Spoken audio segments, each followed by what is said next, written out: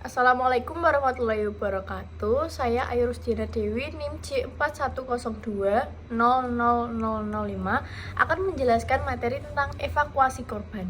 Yang pertama, penjelasan tentang evakuasi sendiri yaitu evakuasi adalah upaya dalam memindahkan korban dari lokasi yang berbahaya ke lokasi yang aman.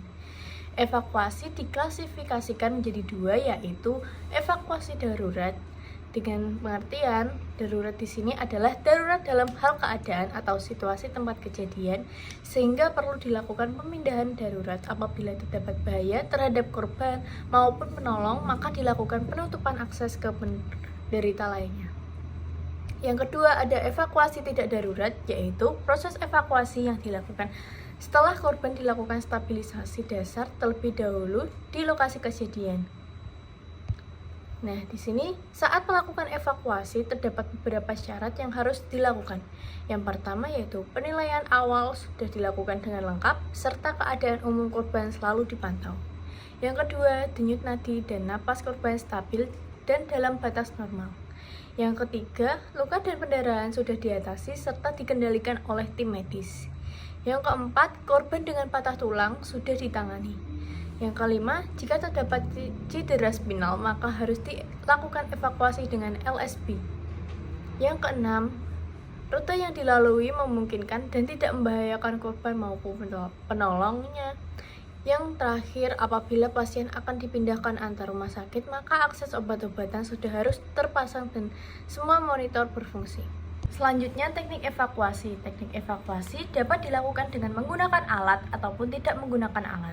Contoh teknik evakuasi dengan menggunakan alat yaitu teknik sampir bahu, membopong, menggendong, memapah, dan teknik carry the fireman. Sedangkan contoh alat evakuasi antara lain long span board atau LSB digunakan untuk korban yang dicurigai terdapat trauma vertebra. Scrub stretcher digunakan untuk mengevakuasi korban di lokasi yang sulit. Selain itu juga terdapat tandu lipat, vakus film, dan lain-lain.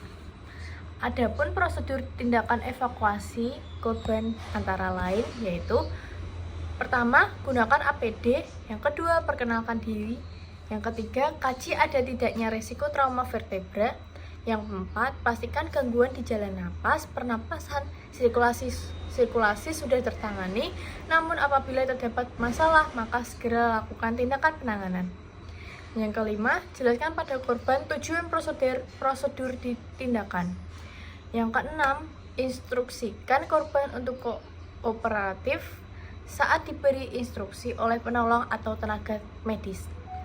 Yang ketujuh, apabila setelah dikaji terdapat risiko vertebra, maka korban perlu menggunakan long span board atau LSB dengan cara yaitu pasien diposisikan terlentang dan sudah stabil, pasien nekolar, pasien dimiringkan dengan cara lock roll, atau terdapat 4 penolong.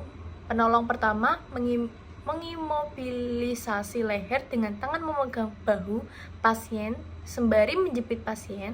Selanjutnya penolong kedua memegang bahu dan pinggang dari sisi pasien. Yang ketiga, penolong ketiga memegang pinggang dan kaki pasien dari sisi yang sama dengan penolong kedua.